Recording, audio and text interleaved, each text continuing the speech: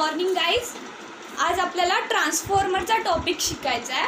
नक्की ट्रान्सफॉर्मर काय आहे, ट्रान्सफॉर्मरची कन्सेप्ट काय आहे, ट्रान्सफॉर्मर कोणत्या प्रिन्सिपलवर वर्क होते, ट्रान्सफॉर्मरची डेफिनेशन कशा प्रकारे तयार होते, ट्रान्सफॉर्मरचं वर्क कशा प्रकारे असते आणि ट्रान्सफॉर्मरचं कन्स्ट्रक्शन कसं असते, हे सगळं आपल्याला ट्रान्सफॉर्मर या टॉपिकमध्ये शिकायचं आहे.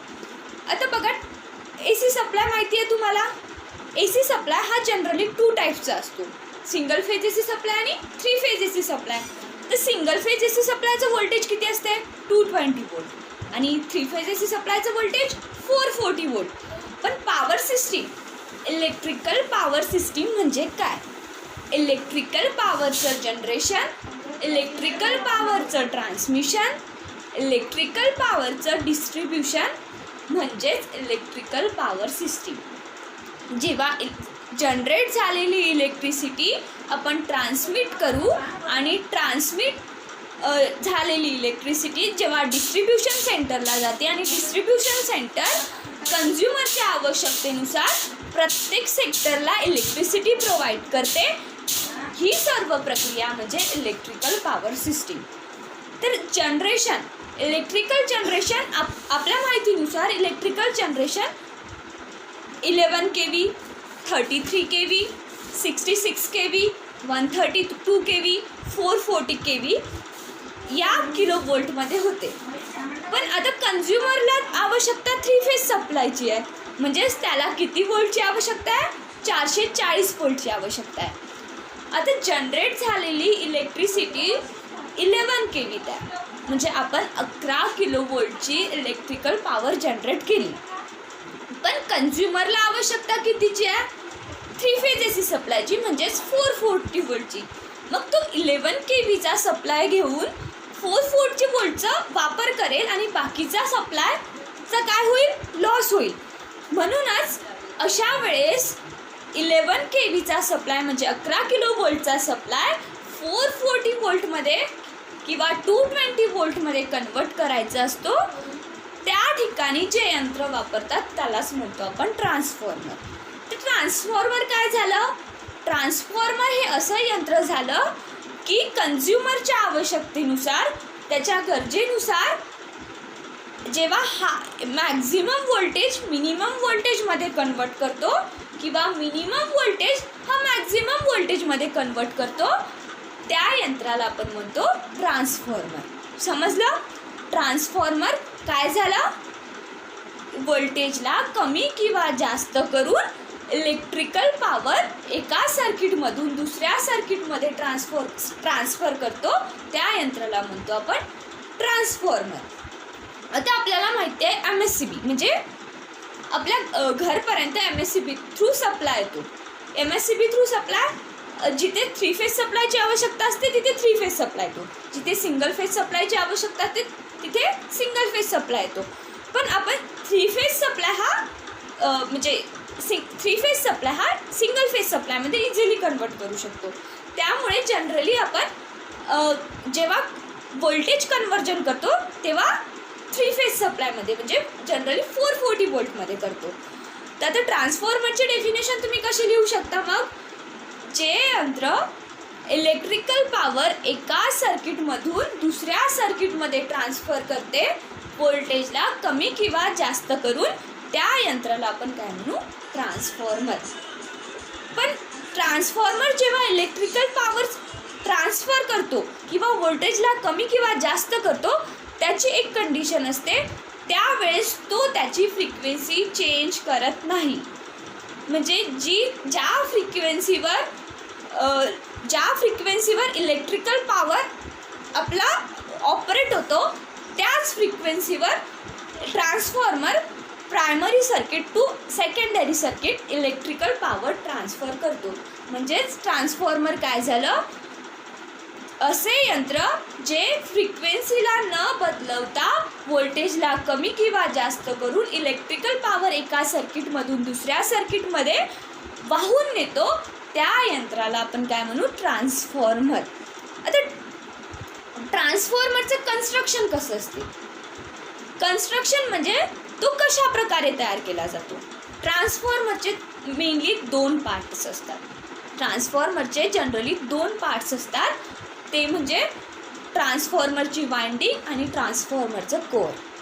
ट्रान्सफॉर्मरची वाइंडिंग जनरली सगळ्यांना माहिती आहे. वाइंडिंग म्हणजेच वेडे. एखाद्या मॅग्नेटवर जेव्हा आपण कॉपर किंवा कोणत्याही मेटलचा वायर वाऊंड करतो त्याला आपण म्हणतो वाइंडिंग. आता वाइंडिंग ही 2 असते, प्रायमरी आणि सेकंडरी. पण वाइंडिंग केल्यानंतर त्या ज्या वाइंडिंगमध्ये मधून जो सप्लाय म्हणजे इलेक्ट्रिकल करंट फ्लो होतो, तो करंट दुसऱ्या वाइंडिंगपर्यंत नेण्यासाठी ज्या रस्त्याची आपल्याला आवश्यकता असते, म्हणजे जो पाथ पाहिजे त्या पाथसाठी कोअर तयार केला जाते. म्हणजे ट्रान्सफॉर्मरचं कन्स्ट्रक्शन कसं असते, वाइंडिंग आणि कोअरपासून जे यंत्र तयार होते ते ट्रान्सफॉर्मरचे मेनली 2 पार्ट्स असतात, एक म्हणजे कोअर आणि दुसरा म्हणजे वाइंडिंग. आता कोअरचं कन्स्ट्रक्शन कसं असते, ट्रान्सफॉर्मरचा कोअरचा आकार हा कॅपिटल लेटरमध्ये जसा L असतो किंवा कॅपिटल लेटरमध्ये I असतो किंवा कॅपिटल लेटरमध्ये E असतो, अशा प्रकारे ट्रान्सफॉर्मरच्या कोअरचं कन्स्ट्रक्शन केलं जाते. म्हणजेच ट्रान्सफॉर्मरचा कोअर एकतर L आकाराचा असेल, नाहीतर I आकाराचा असेल, नाहीतर E आकाराचा असेल. आता ते कोअर L, I आणि E आकारात तयार केले जातात. पण कशा प्रकारे, तर सरळ हा रस्ता तयार केला जात नाही इलेक्ट्रिकल पॉवरला दुसऱ्या वाइंडिंगपर्यंत पोहोचवण्यासाठी. तर म्हणजे ट्रान्सफॉर्मरचं कोअर हे स्टॅपिंगमध्ये तयार केलेलं असते. स्टॅपिंग म्हणजे काय, सिलिकॉन स्टीलच्या 0.35 mm किंवा 0.5 mm अशा स्ट्रिप्स असतात, म्हणजे प्लेट्स असतात. त्या स्ट्रिपला स्टॅपिंग केली जाते. म्हणजे एका सिलिकॉन स्टीलच्या पट्ट्याला स्टॅपिंग करून इन्सुलेटेड केलं जाते. कारण ट्रान्सफॉर्मरमध्ये जे लॉसेस होतात, म्हणजे ईडी करंट लॉसेस आणि हिस्टेरिसिस लॉसेस, याबद्दल आपण डिटेल माहिती पुढे बघूच. आता जे लॉसेस होते ते कमी करण्यासाठी किंवा ते टाळण्यासाठी कोअरचं कन्स्ट्रक्शन हे स्टॅपिंगमध्ये केले जाते. आणि त्या स्ट्रिप्स म्हणजे स्टॅपिंग करण्यासाठी ज्या स्ट्रिप्स वापरतात त्या सिलिकॉन स्टीलच्या बनलेल्या असतात. सिलिकॉन स्टील यासाठी की सिलिकॉन स्टीलच्या म्हणजे इलेक्ट्रिकल करंट हाय झाल्यानंतर सिलिकॉन स्टील जी हीट जनरेट करते त्याचं प्रमाण हे कमी असते. त्यामुळे ट्रान्सफॉर्मरमध्ये होणारे हिस्टेरिसिस किंवा ईडी करंट लॉसेस हे सुद्धा कमी प्रमाणात होतात. आता स्टॅपिंग केल्यानंतर स्टॅपिंग ही लॅमिनेटेड असते, म्हणजे एकमेकांपासून लॅमिनेटेड असते. म्हणजेच ट्रान्सफॉर्मरचं कोअर कसं तयार केलं जाते, लॅमिनेटेड कोअर तयार केलं जाते. कशासाठी, तर लॉसेस कमी करण्यासाठी. लॅमिनेटेड कोअर तयार झाल्यानंतर त्या कोअरपासून इन्सुलेटेड करून 2 वाइंडिंग कनेक्ट केलेल्या असतात. 2 वाइंडिंग कोणत्या, प्रायमरी वाइंडिंग आणि सेकंडरी वाइंडिंग. प्रायमरी वाइंडिंग म्हणजे काय, प्रायमरी वाइंडिंग म्हणजे ज्या वाइंडिंगला आपण सप्लाय देतो म्हणजे इनपुट देतो, त्या वाइंडिंगला इलेक्ट्रिकल सप्लाय देऊन त्या वाइंडिंग थ्रू आपला इलेक्ट्रिक करंट फ्लो व्हायला सुरुवात होतो. आणि सेकंडरी वाइंडिंग म्हणजे काय, सेकंडरी वाइंडिंग म्हणजे जी वाइंडिंग आपल्या लोडला कनेक्ट असते. लोडला म्हणजे आता प्रायमरी वाइंडिंगला आपण इनपुट सप्लाय दिल्यानंतर त्या सप्लायमुळे सेकंडरी वाइंडिंगमध्ये सुद्धा इलेक्ट्रिकल करंट तयार झाला आणि तो इलेक्ट्रिकल करंट आपण एखाद्या इक्विपमेंटला प्रोव्हाइड केला. म्हणजे मग सेकंडरी वाइंडिंग कशाला कनेक्ट झाली, लोडला कनेक्ट झाली. तर प्रायमरी कशाला म्हणू, मग ज्या वाइंडिंगला आपण इलेक्ट्रिकल सप्लाय किंवा इनपुट देतो त्या वाइंडिंगला आपण म्हणतो प्रायमरी वाइंडिंग. आणि ज्या वाइंडिंगला आपण लोड कनेक्ट करतो त्या वाइंडिंगला म्हणतो आपण सेकंडरी वाइंडिंग. राईट. आता कन्स्ट्रक्शन समजला. कन्स्ट्रक्शन कसं असते, ट्रान्सफॉर्मर मेनली 2 पार्ट्सचा तयार होतो, कोअर आणि वाइंडिंग. कोअर कसं असते, कोअर हे लॅमिनेटेड कोअर असते. लॅमिनेटेड कोअर मीन्स सिलिकॉन स्टीलच्या स्ट्रिप्सपासून स्टॅपिंग केलेली असते. आणि ती स्टॅपिंग कशात कोणत्या आकारात असते? एकतर एल आकारात असेल, ई आकारात असेल, नाहीतर आय आकारात असेल. कोअर तयार झाल्यानंतर त्या कोअरपासून इन्सुलेटेड करून 2 वाइंडिंग कनेक्ट केलेल्या असतात. त्या 2 वाइंडिंग म्हणजे प्रायमरी आणि सेकंडरी. प्रायमरी वाइंडिंग म्हणजे ज्याला आपण इनपुट देऊ आणि सेकंडरी वाइंडिंग म्हणजे ज्या वाइंडिंगला आपण लोड कनेक्ट करू. समजलं? आता वर्किंग म्हणजे ट्रान्सफॉर्मरचं कन्स्ट्रक्शन झाल्यानंतर तो ट्रान्सफॉर्मर कार्य कशा प्रकारे करतो. तर कार्य हे लक्षात घ्या की ट्रान्सफॉर्मरच्या 2 वाइंडिंग एकामेकाला कनेक्ट नसतात. म्हणजे आता समजा आपल्या घरी स्विच बोर्ड आहे. स्विच बोर्डपासून तर फॅनला सप्लाय द्यायचा आहे. स्विच बोर्डपासून फॅनला सप्लाय द्यायचा आहे, तर आपण त्या स्विच बोर्ड थ्रू एक वायर काढू आणि त्या फॅनला देऊ.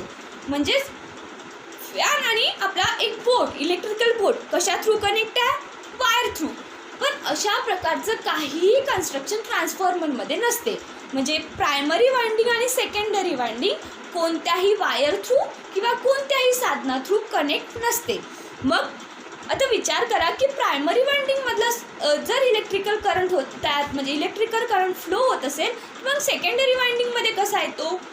तर त्यासाठी म्हणजे त्यासाठीच बघायचं आहे की ट्रान्सफॉर्मर वर्क कसा करतो. आता बघा, ट्रान्सफॉर्मरच्या प्रायमरी वाइंडिंगला आपण सप्लाय देऊ. वर्किंग कसं असते? ट्रान्सफॉर्मर घेतलं, ट्रान्सफॉर्मरच्या प्रायमरी वाइंडिंगला आपण सप्लाय दिला. जसाही सप्लाय दिला त्या वाइंडिंगमधून काय होईल? करंट फ्लो व्हायला सुरुवात होईल. आता वाइंडिंगमधून करंट फ्लो व्हायला जसाही सुरुवात झाला तसंही त्या वाइंडिंग भोवती चेंज इन मॅग्नेटिक लाईन्स तयार होईल. चेंज इन मॅग्नेटिक लाईन्स म्हणजे चुंबकीय रेषा. आणि त्या चुंबकीय रेषा कशा राहील? फिरणाऱ्या राहतील. त्या चुंबकीय रेषा कशा राहील? फिरणाऱ्या राहील. आता त्या फिरणाऱ्या चुंबकीय रेषा कोणा थ्रू कट होतील? आता वाइंडिंग एका कंडक्टरवरच आपण वाउंड करू ना, तर कंडक्टरवर वाउंड केल्यामुळे तो कंडक्टर कसा राहील? स्टेशनरी, म्हणजे न फिरणारा, न हलणारा, स्थिर. पण आता इलेक्ट्रिकल सप्लाय जेव्हा इनपुट वाइंडिंगला देऊ, इनपुट वाइंडिंगमधून म्हणजे प्रायमरी वाइंडिंगमधून इलेक्ट्रिकल करंट फ्लो व्हायला सुरुवात होईल. जसाही इलेक्ट्रिकल करंट प्रायमरी वाइंडिंगमधून फ्लो होतील तसंच त्या वाइंडिंग भोवती फिरणाऱ्या चुंबकीय रेषा तयार होतील आणि त्या फिरणाऱ्या चुंबकीय रेषा स्थिर कंडक्टरमुळे कट होतील. तर जशाही स्थिर कंडक्टरमुळे फिरणाऱ्या चुंबकीय रेषा कट झाल्या तसंच फॅराडेज लॉ ऑफ इंडक्शन काय सांगतो? जेव्हा when current carrying conductor place in a magnetic field then EMF induced on that conductor. म्हणजेच जेव्हा फिरणाऱ्या मॅग्नेटिक लाईन्स किंवा स्थिर मॅग्नेटिक लाईन्स, पहिला फॅराडेज लॉ ऑफ इंडक्शन काय बघा, जेव्हा फिरणाऱ्या मॅग्नेटिक लाईन्स एका स्थिर कंडक्टरमध्ये ठेवतात तेव्हा त्या फिरणाऱ्या मॅग्नेटिक लाईन्स स्थिर कंडक्टरमुळे कट होते आणि त्या कंडक्टरमध्ये किंवा त्या ठिकाणी EMF इंड्युस्ड होतो. आणि किंवा स्थिर मॅग्नेटिक लाईन्स फिरणाऱ्या कंडक्टरमध्ये ठेवू तर त्या फिरणाऱ्या कंडक्टरमुळे त्या मॅग्नेटिक लाईन्स कट होतील आणि त्या कंडक्टरमध्ये काय होईल? EMF इंड्युस्ड होईल.